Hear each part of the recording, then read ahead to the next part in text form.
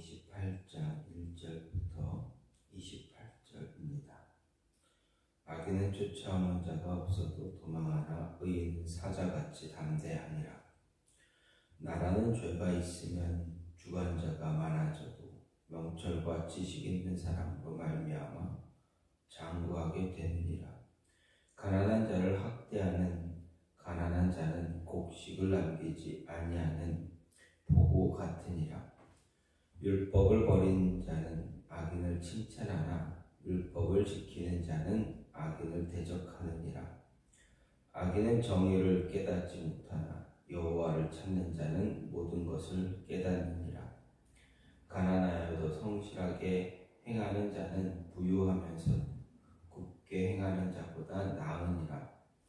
율법을 지키는 자는 지혜로운 아들이요 음식을 탐하는 자와 사귀는 자는 아비를 욕되게 하는 자니라. 중한 별리로 자기 재산을 늘리는 것은 가난한 사람을 불쌍히 여기는 자를 위해 그 재산을 저축하는 것이니라. 사람이 귀를 돌려 율법을 듣지 아니하면 그의 기도도 가증하니라. 정직한 자를 악한 길로 유인하는 자는 스스로 자기 함정에 빠져도 성실한 자는 복을 받느니라. 부자는 자기를 지혜롭게 여기나 가난해도 명철한 자는 자기를 살펴 아느니라. 의인이 득이하면 큰 영화가 있고 악인이 일어나면 사람이 숨느니라. 자기의 죄를 숨기는 자는 형통하지 못하나 죄를 자복하고 버리는 자는 불쌍히 여김을 받으리라. 항상 경외하는 자는 복되거니와 마음을 완악하게 하는 자는 재앙에 빠지리라.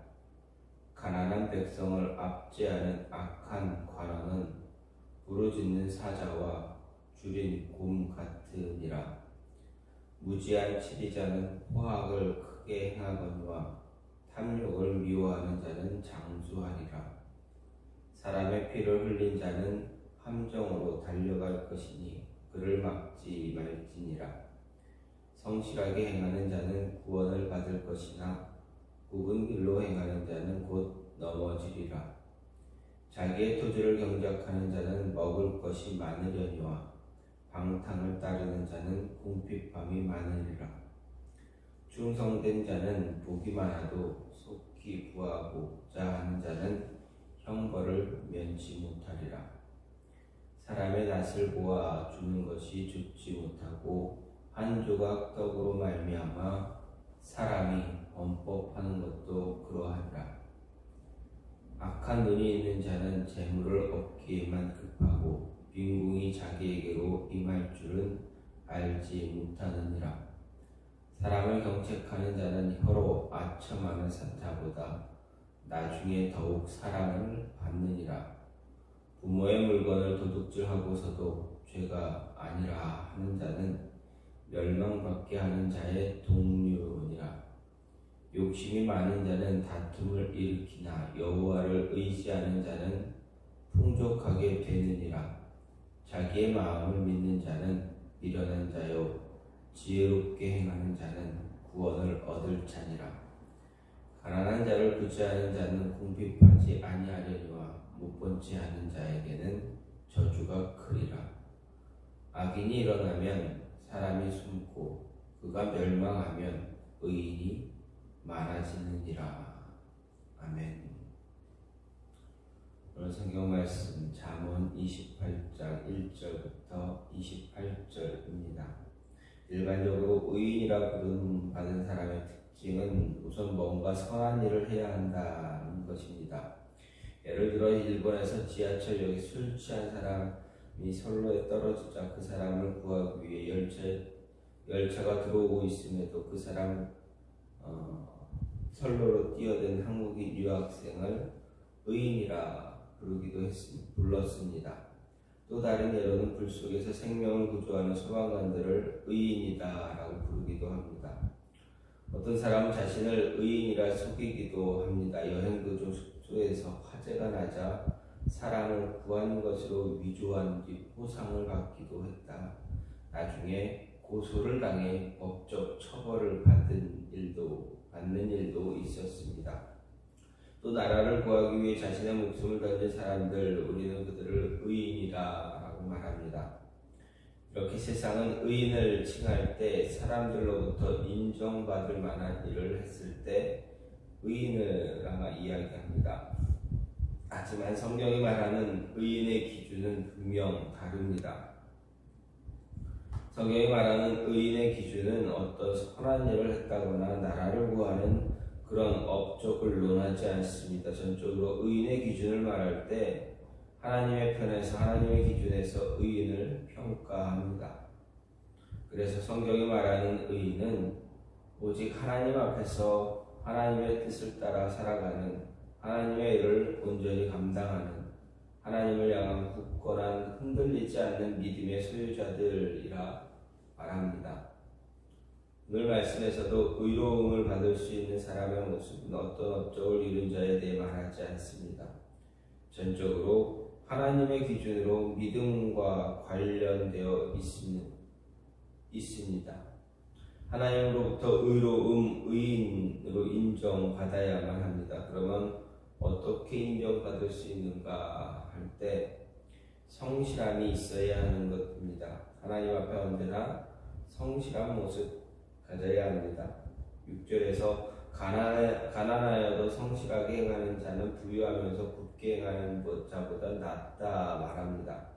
그래서 굳게 행한다라는 말을 두 마음을 품다 혹은 두 길을 가다라는 뜻을 내포하는 그런 말인 반면에 성실에 해당하는 말은 흠이 없고 완전하다라는 의미를 갖고 있습니다. 따라서 성실히 행하는 가난한 자와 사곡히 행하는 부자를 굳게 행하는 부자를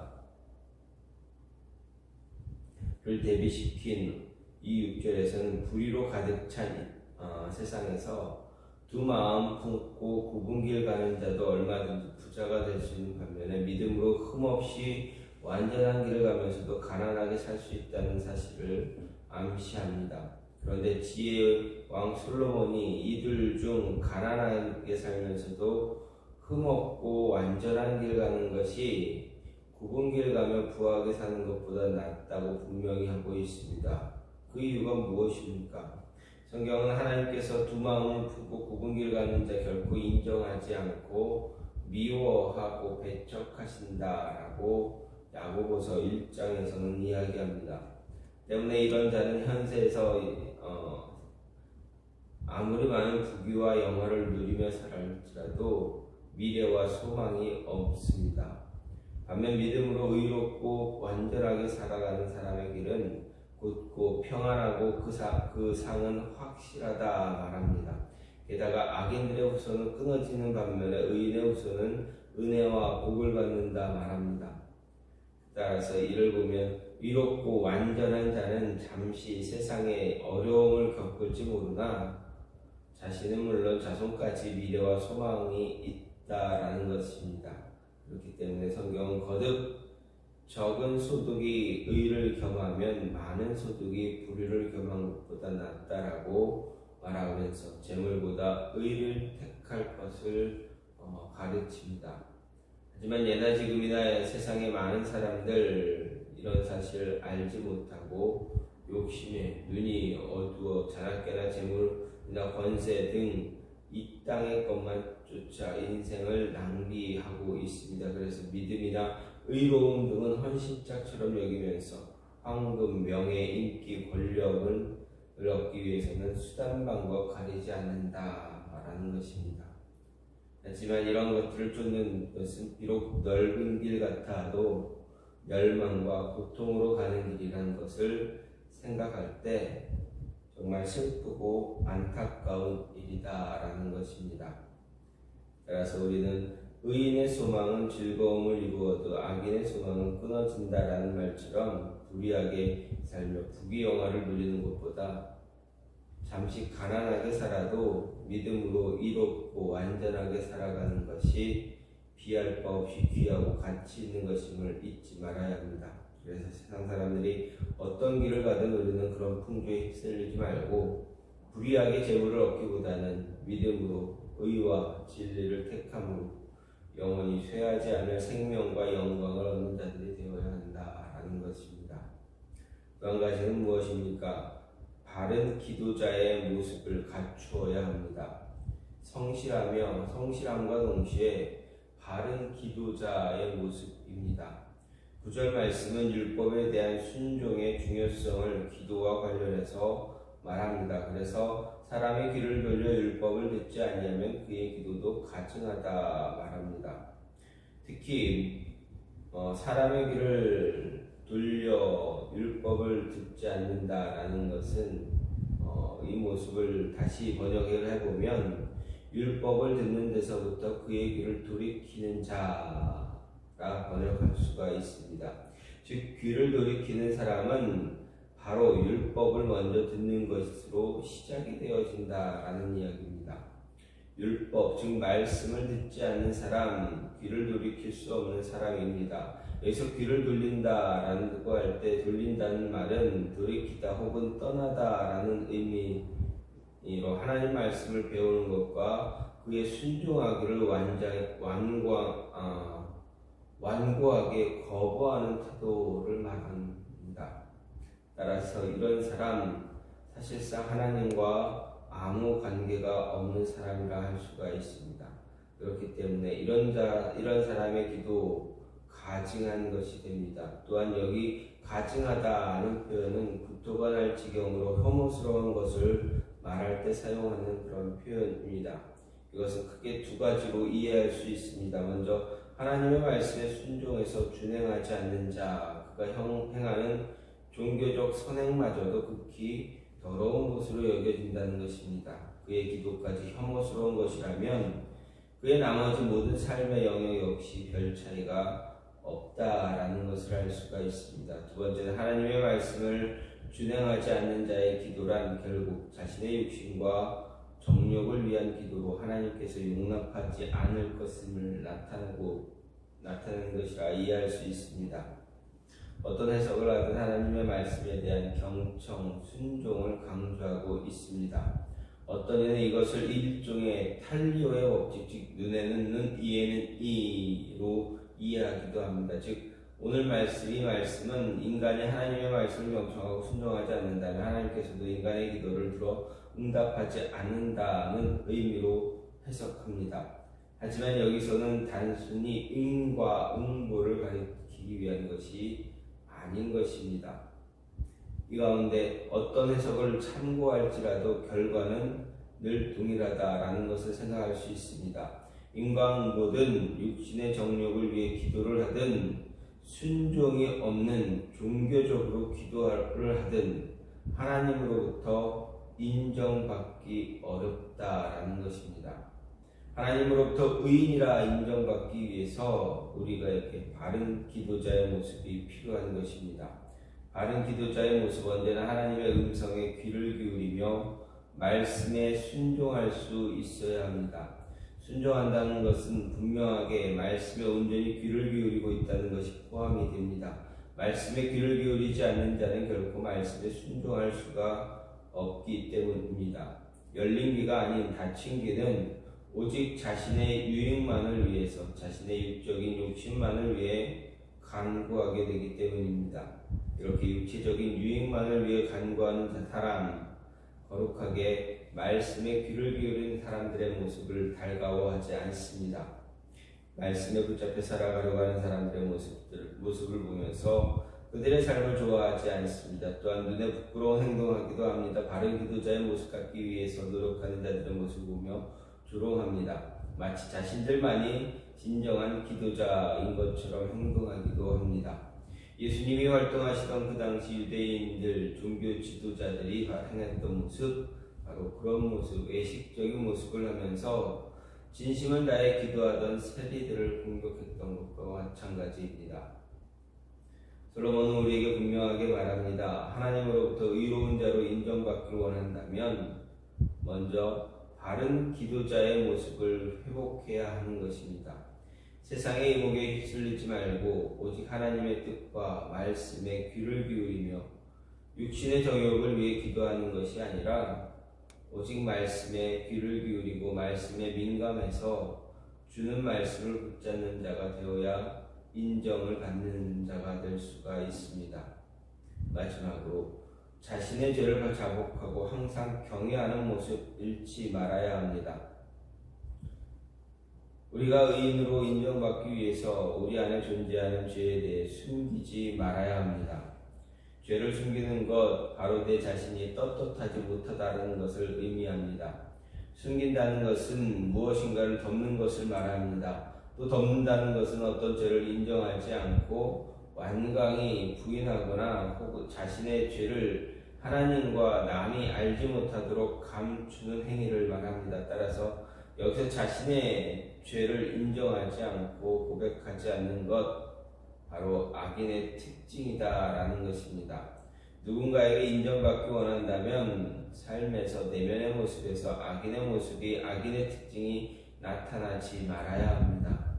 누구도 악한 사람 인정을 하지 않기 때문입니다. 그래서 이어지는 말씀에 분명히 언급되기를 죄를 숨기는 사람 결코 형통하지 못한다라고 말하고 있습니다. 형통하고 인정받기를 원한다면 바로 죄를 짓지 않을 뿐 아니라 죄를 지어도 숨기지 않는 것입니다. 그렇습니다. 우리는 죄를 짓지 않을 수 없는 존재입니다. 죄와 매우 밀접한 관계를 유지합니다. 잠시만 방심하더라도 죄를 향해 걸어갑니다. 달려갑니다. 죄를 향해 달려간다 할지라도 다른 누군가에게 인정받을 수 있는 방법은 바로 그 죄를 인정하고 숨기지 않는 것입니다. 먼저 고백할 수 있는 모습이 있어야 합니다. 그래야 믿을 수 있는 사람 될 수 있습니다. 믿을 수 있는 사람이라는 것, 바로 인정할 수 있는 사람, 인정받는 사람입니다. 인정받을 수 있는 사람, 사람들과의 관계뿐만 아니라 더 중요한 하나님과의 관계를 바르게 유지합니다. 성경은 의인으로 인정받을 수 있는 자, 단지 죄를 짓지 않는 자, 죄를 숨기지 않는 자를 넘어서 하나님께 회개하는 자를 하나님으로부터 인정받는 자다 말합니다. 즉 솔로몬은 의인과 악인의 구별 기준은 그들의 행위보다 하나님과의 관계에 더 큰 비중을 두고 있는 것을 보게 됩니다. 왜냐하면 우리는 다른 나라 사람들에게 내 자신의 허물을 드러내지 않을 수 있지만, 사람들이 우리의 허물을 볼 수 없게 할 수는 있지만 하나님 앞에서는 어떤 허물도 감출 수 없기 때문입니다.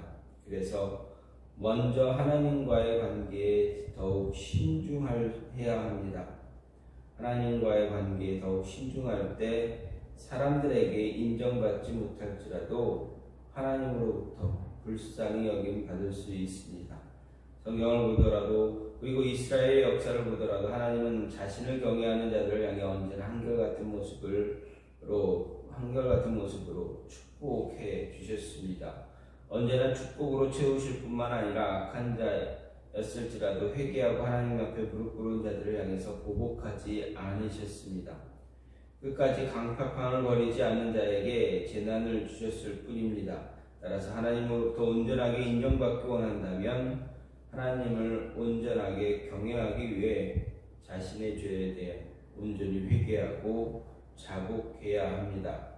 오직 이 길만이 하나님께 인정받을 수 있는 길이다라는 것 잊지 말아야 합니다. 오늘 말씀을 통해서 솔로몬은 의인은 하나님께 어떻게 인정받는 자가 의인인가, 아니 하나님부터 어떻게 인정받을 수 있는가를 이야기합니다. 먼저 성실함을 유지해야 하고 바른 기도자의 모습을 갖춤으로 인해서 자신의 죄를 자복하고 항상 하나님을 경외하는 모습 잃지 않는 자, 이런 사람이 하나님으로부터 의인으로 인정받을 수 있다라는 것입니다. 따라서 우리는 이러한 모습으로 하나님께 인정받으며 살아갈 수 있는, 그래서 진정한 하나님의 자녀가 될 수 있는 그러한 모습이 있기를 간절히 소망합니다. 이 시간 같이 기도하기 원하는 것, 하나님,